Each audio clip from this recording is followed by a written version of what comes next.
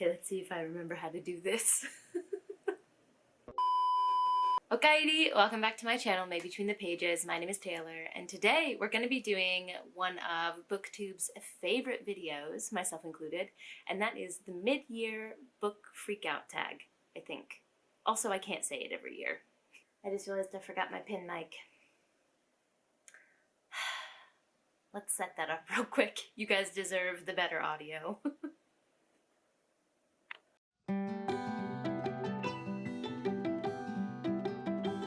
Then this has to go somewhere. See, this is why women's clothes need pockets. That should work. I hope. That didn't turn it off, did it? Wow, we are struggling. All right. Okay, I think we're back. I think we're banging on all cylinders now. In case you guys hear some extremely loud thunder in the background, there is a huge thunderstorm going on right now. Honestly, if I wasn't using my phone for pin mic stuff, I would be getting B-roll for my next vlog. So if I can finish this in time while it's still happening, I might, but that's not very good for actual filming. So if you hear that, my bad. Also, if you hear my daughter, she is an infant. Her grandparents are taking care of her right now. They come over once a week to help us out, and I decided to take the chance to film. But that doesn't mean she's not going to cry. So if you hear kind of background chaos, that's just my life right now, and we're doing what we can. On that note, I want to add a couple channel updates to the beginning of this video. If you watched my previous vlog, which is the first video I put up since giving birth, I'll have that linked down below. I do talk about this there, but just in case you're not really a vlog watcher type person and you tend to watch my sit-down videos, hi. It's been a while, probably about a month and a half, 2 months-ish by the time this goes up. My daughter came into the world a bit earlier than we planned due to some medical complications, but we are so happy she's with us now. But that did mean that, you know, pre-filming videos and those kinds of the planning part of that did not come to fruition. So that explains the lack of content. For a while there, we've been adjusting to having a newborn in the house, and as anyone who's a parent knows, it's a huge life shift. We are, however, finally getting into a bit of a rhythm, and I'm hoping that that can lead to me producing content here and there, especially, you know, on days like this where her grandparents come to help out. I will still be doing lives on this channel for page chewing along with PL, who has also made a channel. So some of the lives will be on his channel as well, but you can look forward to my more monthly kind of style videos to hear more details about that. But without further ado, let's get into my mid-year freakout tag. Now, I've only read 34 books so far this year, for obvious reasons, which is a lot lower than my usual number, so I don't have as many books to talk about here, but I am being more selective with what I pick up, and I find that that's led to a lot of 3 to 5 star and almost none below that. Note I said almost. There's tea coming. I don't know if it's actual tea. I'm upset about something, but I'll get there. I'll get there. Let's start with the positives, which is the best book of the year. Now, as always with this tag, I do not have one book as an answer. It's impossible for me. It just never happens. So there's going to be more than one book as an answer to all of these. But this time I actually have a reason for having more than one, because the first book that came to my mind is actually a reread, which seems unfair. But that is Jade City by Miss Fonda Lee herself. I do have an interview with Fonda Lee on my channel for page chewing, so please go check that out. I'll have that link down below. It was wonderful, and I did my best not to fangirl the whole time. Let me know if I succeeded or not in the comments on that video. But Jade City was my first reread of it this year, and as you can see, I tabbed the living shit out of it. And I adore this book. I love everything about it. I love this entire series, and just revisiting this world reminded me why that's the case. Her character work is unparalleled. I feel like I know these people in real life. Kekgon feels like a real place. The battle sequences are so well written that, you know, you feel your heart pound when you read them. This needs to be made into an adaptation. I say that knowing that we usually get crumbs when it comes to adaptations, but if we could get a good one, this would do so well on the screen. I love all of the subtle details of the world building, and the East Asian influences are so wonderfully and intricately woven into this world. Clearly, Fonda Lee knows what she's doing in that realm, and it just, it's so good. If you haven't read this, I mean, where have you been? Pretty much everyone in the adult fantasy world has read this or has heard of it, but like, get on it if you haven't. But that answer kind of seemed like a cheat because I knew I was going to love that book when I picked it up to reread it. So the book that I read this year, just as overall reading experience, was the best, subjectively the best for me, was The Lost Metal by Brenda Sandow. I know that this is a very polarizing book. Some people loved it, some people hated it. Some people really liked the overt connections that we get for the Cosmere. Some people really didn't. There's a character here that you either love or hate.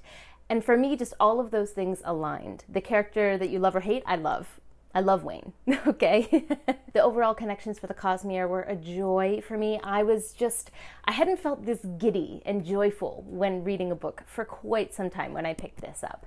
I'd read really good books, but nothing had given me that kind of gleeful, ooh, feeling for quite a while when I picked this up. And so while is this objectively the best written book that I've read this year? No. But is this subjectively the best reading experience that I've had this year? Yes. I've also made myself a rule for this tag that I cannot repeat books. If, like, a character question is a character from a book I've already talked about, that's allowed, but I can't repeat books. So, with that in mind, the second question is the best sequel that you've read. And in true Taylor fashion, I have more than one answer. The first one is The Hunger of the Gods by John Gwynne. This book is phenomenal. It's everything that I love personally in fantasy. This is the sequel to The Shadow of the Gods, and it's everything that The Shadow of the Gods is, just better, which is hard to do because Shadow of the Gods was a 5-star for me. It has Goliath gods, huge battle sequences. It has both found family and blood-related family done so well in here. And those are both really soft spots for me, especially there's a mother character in here, and that's just, obviously at this point in my life, I can really connect to that plot line. So if you like The Shadow of the Gods, you're definitely going to love The Hunger of the Gods because Gwyn just gives us more and better. I will say, though, that there is a little bit of a lull in the middle of this book where characters are kind of getting where they need to get in order for the ending to happen. And that was a little sluggish, and I was kind of worried that this was going to have middle book syndrome. But Gwyn made sure that didn't happen with the finale that we got, which is just, oh my God, it's so good. It's worth taking the time to get characters where they need to go. But that middle time was a little bit sluggish for me, but still a phenomenal sequel. I gave this 5 stars as well, and I cannot wait to read the next in the Bloodsworn Saga. The next one is Before They Are Hanged by Joe Abercrombie. Now this one I was told by everyone that I would love, and it did exactly what you guys said it would do, because the first book, The Blade itself, was kind of a disappointment for me, not gonna lie. It was good, but it didn't blow me away in the way that everyone said that it would. But then this book, they said this is where the plot really picks up, and we see all the character work that we did in the first book kind of come to fruition here as people's storylines kind of overlap. And that's exactly what happened. It was wonderful. I gave the first book like 3 stars, and then this one jumped to a 4.5 or a 5. I haven't quite decided yet. Probably a 4.5, but it was still an amazing experience. And I also picked this up via audiobook, which was also recommended by you guys, because you said that the audio, the narrator is phenomenal, and he is. And the way that he voices the characters, especially Glokta, just adds so much to the dry humor that's on the page. It adds a whole new element to it, and I really, really enjoyed my time with this sequel. And the last one I read on my Kindle, and that is Death's Beating Heart. This is the last book in the War Eternal series. I have the first 3 behind me in these beautiful special editions. I still need to get the 4th book and the 5th book. I love this series all the way through. Basically, all of the installments were 4 or 5 stars. Like, nothing went below that.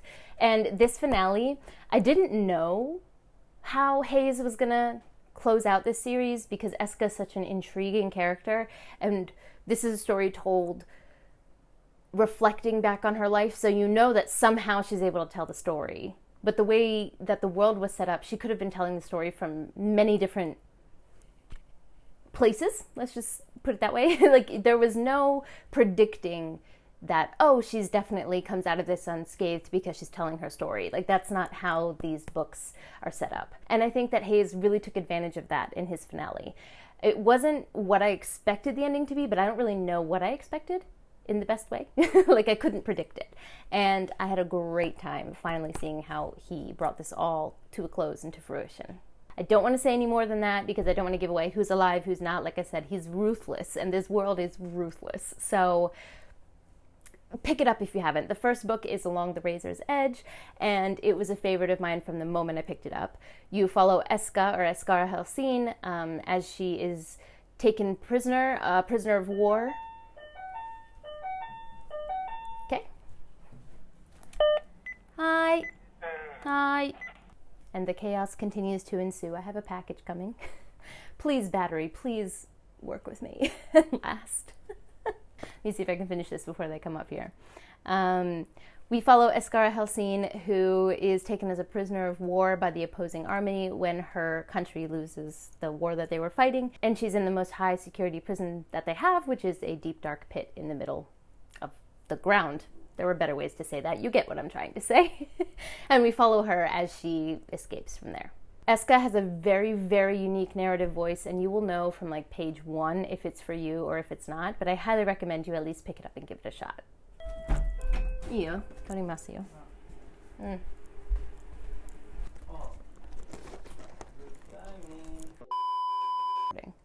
Oh my God, it wasn't recording. I'm gonna lose my mind. It wasn't recording.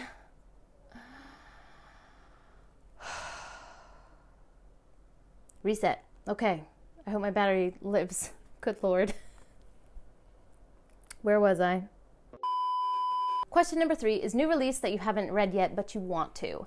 And for that one, I'm gonna start with the sequel to Legacy of the Brightwash, which is Legacy of Brick and Bone. So this is a book that I scream about on my channel if you haven't seen it before. I have a full review for this, and I will have it linked down below that has all the details about it and just why I adore it so much. But this was a SPIFBO 7 finalist, and it is well deserved. I was lucky enough to get an ARC for the sequel from Crystal, but unfortunately I wasn't able to read it in time because there's a huge theme of that book, which is motherhood, and I started reading it when I was pregnant and my hormones were a little wackadoodle there. So I couldn't really read it in large chunks. I could only read it in little sections. And so I think I'm 13% of the way through, and the quality is just as amazing as this first book. The world is so beautifully realized, and the prose is just so evocative. You feel like you can taste, touch, smell this place. The character work is phenomenal. Oh my God, these characters have my heart, and some of them have my hatred. So I'm very excited to finally pick up A Legacy of Brick and Bone now that my, situation has kind of calmed down a little bit. I think that I can handle the themes in that book a lot better, and they won't just they're going to destroy me, but they won't completely rip my heart out. Well, they may. You get what I'm trying to say. She's going to destroy me either way, but I think I can handle it better now. The next answer to this question is one that I think a lot of people are going to have as an answer, and that is Secret Project number 3, which is, I think it's been revealed now to everyone. The name is Yumi and the Nightmare Painter. I don't know anything about this book, but I do know that it's going back to the Cosmere. And basically for me, the Cosmere at this point is like my coziest blanket, getting all wrapped up in that whenever I return to that universe. So I don't know what this book is about, but I'm excited to get to it, as I think a lot of people are. I also really want to get to The Adventures of Amina El-Sarafi. I've seen that everywhere, and that Fairy Loot edition, whoo! I mean, I don't want to subscribe to another book box, but that book almost made me click the subscribe button for Fairy Loot because that thing is absolutely beautiful. I love pirates, I love adventures at sea, and I love older women in fantasy, and that book hits all of those points, so I think I'm really going to enjoy it when I get to it. Also, in The Secret Lives of Puppets by TJ Klune, I haven't read any books by him, but that cover that has the tree houses on it, I'm very much a forest girly, not a beach girly, and so when I saw that cover, combined with the fact that I know those books are cozy vibes, I just feel like, I don't know, it's calling to me. So I'd really like to pick up that book even though I know nothing about it. The cover is doing its job. My battery is dying. So I recorded half this video and then had to record again, and my battery's not going to make it. And all of the interruptions along the way. This is the life of a mom, isn't it? Well, when I come back, if the background is different, if the angle's a little bit different, that's why. But we're going to go have to charge, and and come back. All right, so before my battery died, I think I was able to finish talking about new releases that I haven't gotten to and I want to. So we're going to move on to number 4, which is, what is number 4? Most anticipated release for the second half of 2023. Now this one is easy for me, and that is the prequel to Legends and Lattes, which is Bookshops and Bone Dust. Now, if you couldn't tell that I like Legends and Lattes, I have 2 versions of it. I have the beautiful Broken Binding edition here, which is hardcover, and then it has the hot pink sprayed edges. And then it also has the hot pink cover with the gilded sword on both sides. It is gorgeous. So I have this edition of it, and then I also have the original self-pub version, which is over here in the corner. Is it in frame? It is just in frame, so you can see it over here, but I don't want to disturb this Totoro setup because that's very balance-based. But yeah, I have the original self-pub version in the corner over there. I also have a page-chewing interview on my channel with Travis Baldry, and he's just an incredible, amazing person. So please go check that out. I'm going to say that a lot in this video, but I'll have all of those links to all the things I've mentioned, including that interview down below. But I loved Legends and Lattes even before getting to interview Travis. The cozy vibes, as everyone knows by now, are just immaculate, and Bookshops and Bone Dust promises to deliver that all over again. And I just can't wait. The art that keeps coming out also looks so cute. Easy answer to this question. Question number 5 is biggest disappointments. Now, the first book for this question is, in general, just a disappointment. It's not a bad book. I didn't have a bad time reading it. It just wasn't what I expected, or wasn't what I wanted, let's put it that way. And that is The Conductors. Basically, this book follows 2 main characters who in the past have helped slaves escape on the Underground Railroad, and nowadays are kind of like the local investigators. That's not the word I'm looking for. Not cops. The local detective. That's the word I wanted. It was in the hippocampus somewhere. They're like local detectives for their town. The atmosphere for this book was very much on point. I really felt like I could imagine and picture the world. However, there's also a whodunit plot in this book that just didn't work for me, because you had to be invested in the characters to care who done it, and I was not invested in anyone in this story. I also felt that the magic system, while the premise was very intriguing, it has to do with like star signs, but still, even after reading the whole book, I'm not really sure more about it than that. They're called star sigils. The development of that system seemed very surface level, to the point where new magical abilities would crop up whenever a character was in danger, and so no one ever felt like they were in danger, because of course magic can solve that problem. So for me, the development of that system and the lack of investment in the characters, just both of those aspects really didn't work for me, and so this book ended up being just a meh read. I don't by any means think it's a bad book though, so if the premise sounds intriguing to you, maybe check it out. However, these next books I'm going to talk about pissed me off, and those are the 5th and 6th books in the Vampire Academy series. Now, I'll talk about this more in depth in my wrap-up that I do for the last 2 months, but just overall, I ended up binging the Vampire Academy series because my pregnancy brain could not process big things. World building, lots of cast of characters, who is she? Could not do it. So I decided, let's have some fun and read some YA vampire tropey messiness. And that is exactly what Vampire Academy was for the first 4 books. I genuinely enjoyed my time. I thought that Mead did a great job of taking usual YA tropes and handling them in a more mature way. And everything was just messy, messy teenagers, but handled wonderfully. And I had a great time. Then I read book 5 and 6. Now, it didn't help that I read these when I ended up having to go into the hospital early due to medical complications, so my head wasn't exactly in the best place, but I was hoping that these books would help me escape that place. However, they sucked. Mead performs character assassination one by one on every single character in this series. All of them get horrible treatment, but the worst by far is Rose, who's the main character. Now, she's always been kind of annoying and brash, and, you know, she makes mistakes quite openly in the series, which is something that I actually really liked that we did, is we didn't have a perfect main character. However, in these last two books, she's just a horrible human. There's a love triangle in this story involving Rose, and I don't mind love triangles, actually. I don't hate the trope as much as a lot of people do, but the way that she treated both of those love interests in the last two books was horrendous. If it had been a male character that treated female characters that way, people would have lost their minds. But because it was a female character treating male characters that way, it was, you know, just messy. She ignored everything that both of these characters expressed to her that they needed, that they wanted from her. She was like, nope, I'm going to ignore everything, all of the boundaries that you set, and I'm going to do what I want to do, and it's going to work out in the end. And the frustrating thing is, you know, it kind of does work out in the end for her, which I hate it. I hated everything about it.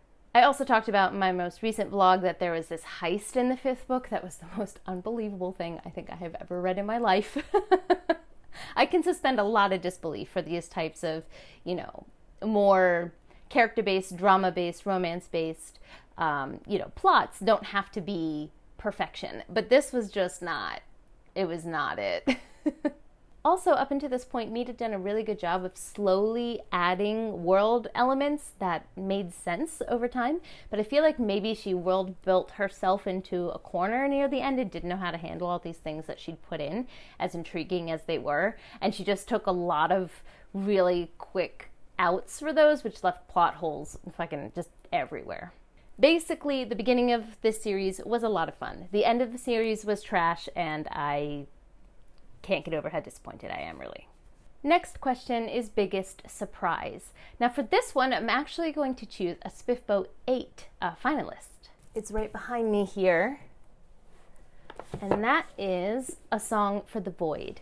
Now, as a SPIFBO finalist, you can expect quality, you know, because enough people have read these books that only the best of the best really do get put into the finalists.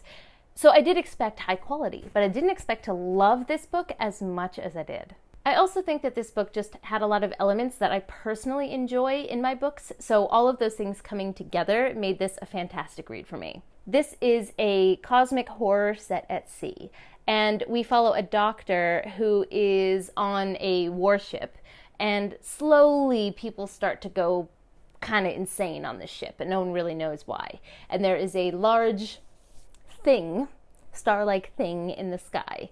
And that's the cosmic horror element, obviously. And we follow this doctor as he sees all of the people on the ship slowly descend into madness, and has to question if he himself is also descending that way. Now, this book is dark. It has a lot of dark themes, a lot of dark things that happen, and there is a particular scene that I've seen a lot of people say that they don't think needs to be in the book. For me, that particular scene made the character, the perpetrator in that moment, scarier to me and actually feel like a threat where he didn't feel like a threat before. But I can understand why some people thought that scene was gratuitous. So trigger warning for SA, essentially. And murder. Like, it's dark. It's really not good. Outside of that scene, I would classify pretty much everything as just general gore. So if you're all right with that, then this book should be okay for you, I think. But be sure to check trigger warnings before you pick it up. But I loved the exploration of addiction here, because this book also takes place during the Opium Wars. So the doctor that we are following is in recovery from an opium addiction. And there's so many well-handled, really intriguing parallels drawn between addiction and this cosmic horror element of the book that I thought was just wonderfully explored. Next question is favorite new author, debut or new to you. Now, this first one is definitely new to me, not debut at all, and that is Terry Pratchett. I recently just finished Guards, so I haven't written my review for this yet. I finished it, I think, 3 days ago, and I'm sitting on it a little bit. I really did enjoy this book. I think I'm going to give it maybe 4.5 stars, spoiler alert. But I am looking forward to writing a thorough review of this. But Pratchett is known for his satire and his social commentary, and that was so beautifully done here. He was ripping into politicians in this book, and I was living for it. So while Guards isn't necessarily a new all-time favorite, I thoroughly enjoyed my time here, and I definitely plan to continue with more Pratchett in the future. I think I'm going to do the watch like subgroup of books within the Discworld before expanding farther, but this was a really good entry point. And this was the one a lot of people recommended, so I think the recommendation was on point there. This second one is also a new to me author, and that is Olivia Atwater. Her book Small Miracles was also a SPIFBO 8 finalist, and I adored this book. This is the exact opposite of A Song for the Void, which is very dark, and like I said, check trigger warnings before you read it. But this book is just delightful. It shows the best side of humanity, and it's just such a, it's so good. I can't even put words behind how much I love this book. We follow Gadriel, who is a fallen guardian angel and is now an angel of petty temptations. And their job is to just tempt humans with little itty-bitty things throughout their life, throughout their day, to get their sin meter to go up little by little. And every point that the sin meter increases, the more successful Gadriel is at their job. And it's such a fun book. The only thing that bothered me in this book is that a lot of cozy fantasy will tend to kind of latch onto some kind of food to set the cozy environment of the book. So Legends and Lattes is obviously, coffee and pastry, things like that. This book talks about chocolate a little bit too much. Even as someone who loves chocolate, once I started noticing how much it was mentioned in the book, it really started to bother me. So I think it's one of those things that once you see it, you can't unsee it. And this by no means makes it a bad book by any stretch of the imagination. And I do think chocolate was used in a really cute little plot twist at the end of the book. So it doesn't not have a purpose. That was a weird way to say that, but you get what I mean. It has a purpose to be mentioned in the book, but I think it was just a little bit too much. Besides that, I really have no notes. I loved this.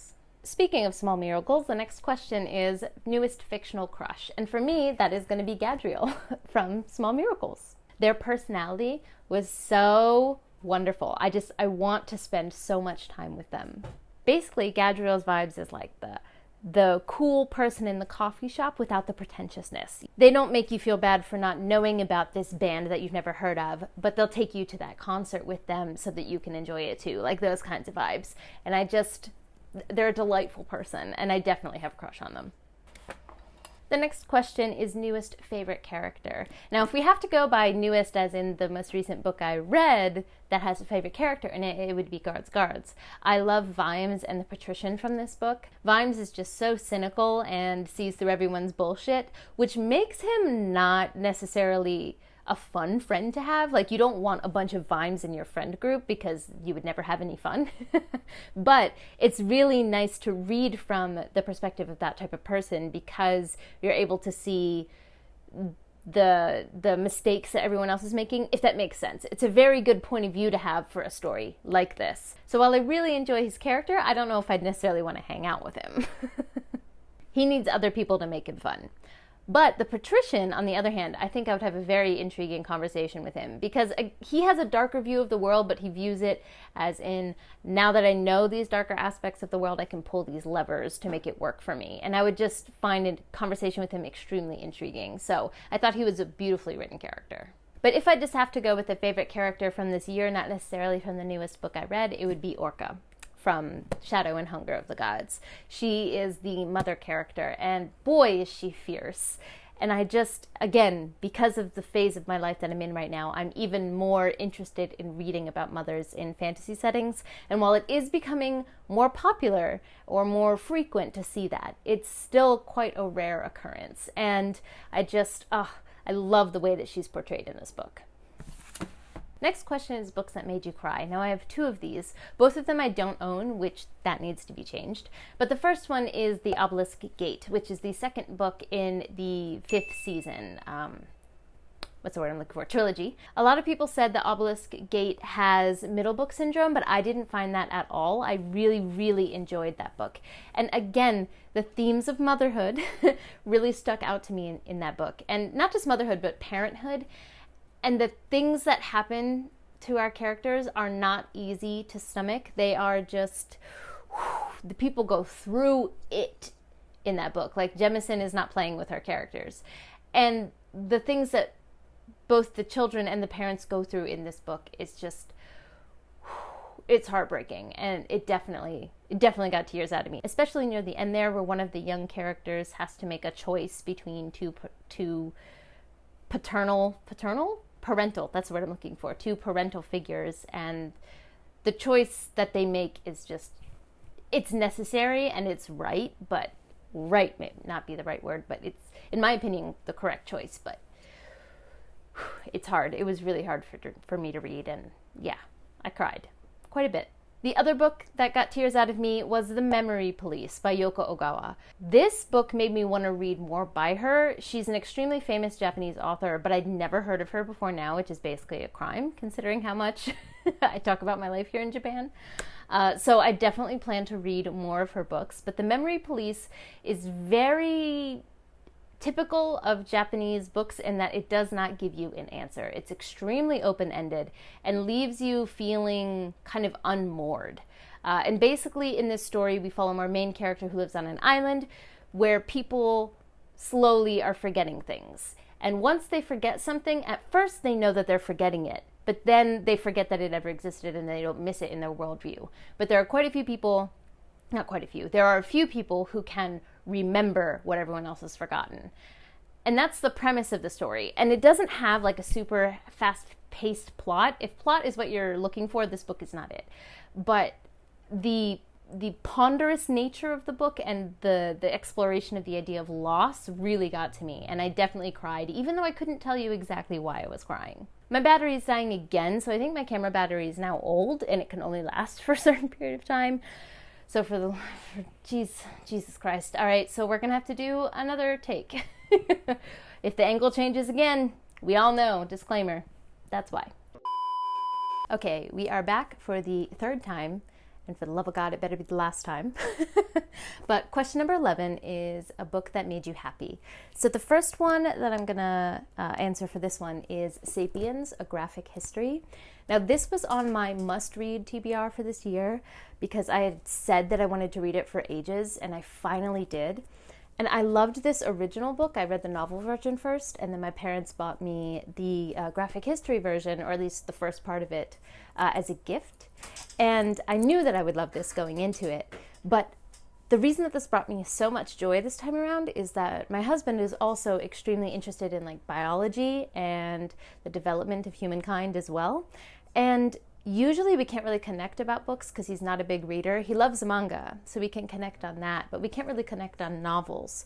And with this book, it really sparked both of our interests, and we had so many fun debates in the car talking about all the different theories in here, and it just, I don't know, there were so many really fun experiences that sprung from this book. So not just reading this book, but what it inspired made me really, really happy. The second answer to this question is Tress of the Emerald Sea by Brandon Sandow. This book was just a delight. It was so much fun. It was clearly inspired by fairy tales and more whimsical stories like The Princess Bride, and it had a very snarky narrative voice that was just so much fun to read from. And this is a Cosmere book, but it was a very separate feeling Cosmere book, if that makes sense. There were connections to the overall world, but we were able to just kind of focus on this one little microcosm of a story with these really feel-good characters, I guess is the word that I'm looking for. And I read this book at like just the right time, and it just hit all of the right points for me for that current reading mood. Every time I would pick this book up to continue, I was smiling. I loved our main characters. I loved how the story developed over time. And my favorite part about this whole thing was the setting. I've said multiple times in this tag already that I like stories set on ships. And unlike A Song for the Void, Tress was set in a very whimsical sea setting. And it's got a very interesting twist to it. I don't want to give anything away in case someone hasn't read the book, but there's a very interesting twist on the idea of a sea, and it swept me up from the very beginning. Plus, Tress, our main character, collects teacups. I mean, you can't get more wholesome and cozy and adorable than that. We've got 2 more questions to go, and the next one is the most beautiful book that you've bought or received this year. Now, anyone who knows me knows that I love special editions. I am a sucker for them. I eat them up and I save my money so I can buy nice editions of the books that I love, rather than buying a large number of books. So for me, it was a little hard to pick because I tend to buy only books that I find pretty, which sounds really, really shallow when I say it out loud. But that's just a really important aspect of my collection for me. However, a lot of the books that I ended up choosing are from the Broken Binding, which surprises absolutely no one. I'm on their subscription, so I get a book from them every month, and they've just really been increasing the quality of the books that they've been releasing in the last couple months. There is one book that I picked that isn't part of the Broken Binding though, so I'll do that one first. And that is my Chiltern Classics edition of Sense and Sensibility. I love Chiltern Classics. I think they're absolutely stunning, and I plan to eventually collect all of at least the flower versions of classics that they have, even though one of them is Wuthering Heights, and I hate that book so much. It's so pretty in this edition. So if I'm going to have that on my shelves at any point, it's going to be that edition of this book. But this is the only one that I have with me in Japan right now. So it's gilded, wraps around the spine. So you can see here, that's upside down, Sense and Sensibility, around to the back. And then the edges are gilded. And the inside, all of the pages have like this glossy, I don't know if you can hear that. They have like this glossy finish to them. So this is a book that's meant to be read, not just go on your shelves. And they're heavy for their size. But I'm just so happy that I was able to get one of these in Japan. I'm not in a rush to collect these because they're not limited edition, at least as far as I know.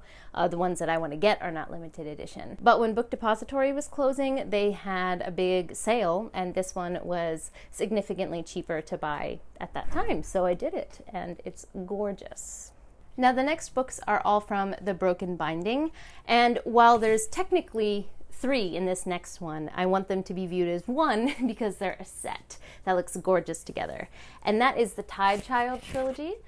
So the first one being The Bone Ships, the second one is Call of the Bone Ships, and the third one is, I think, Bone Ships Wake. Yes, The Bone Ships Wake. Now these are the original covers that were on the paperbacks, and Broken Binding usually keeps that pattern, and they are very, very pretty. But the showstoppers on these are what's under the dust jacket, and also the pages.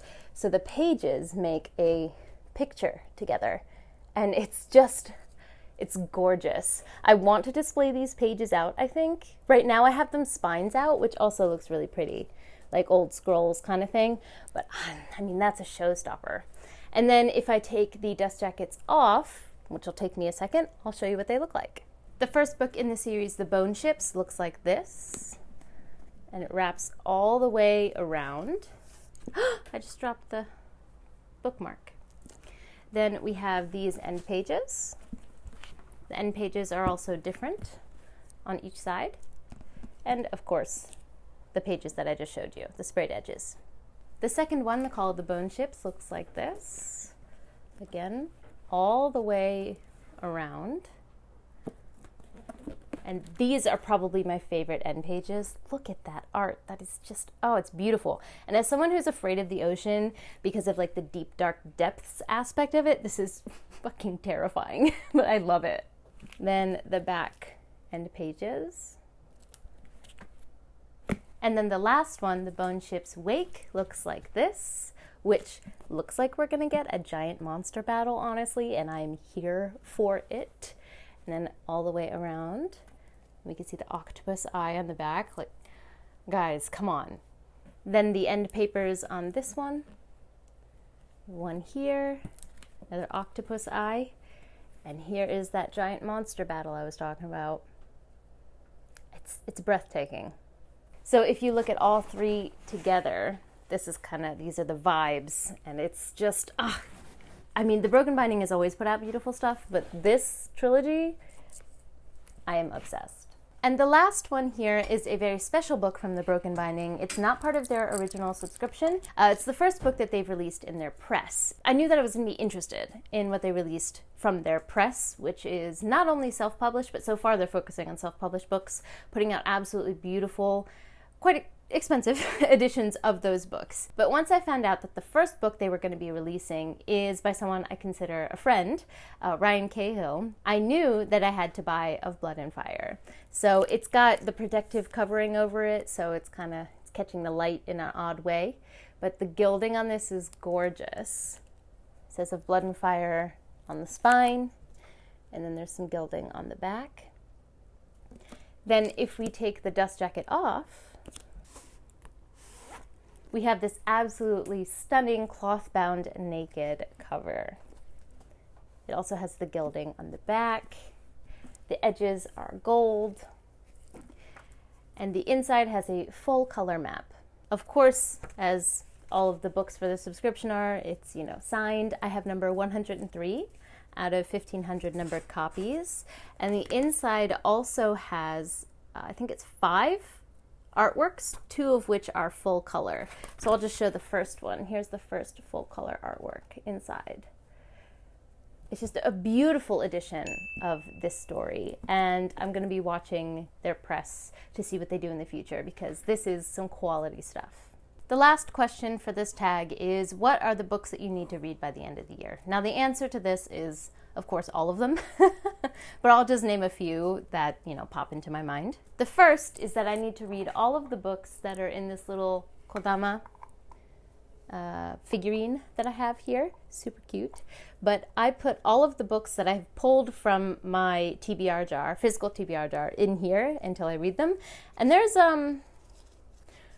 a depressing amount of folded pieces of paper in here, which means I am not doing what I should be doing when it comes to my TBR jar, but all of the books in here. There may be some crossover because a lot of these books I'm going to hold up are physical books that I haven't finished, so some of them might be in that jar or in that figurine. But the first one, I bet you everyone can guess, has not been mentioned on my channel for months, but that's because no progress has been made. Best believe once progress is made, I'll be screaming about it. But that is Moby Dick. I am exactly where I was the last time I talked about this book. I don't want to talk about it.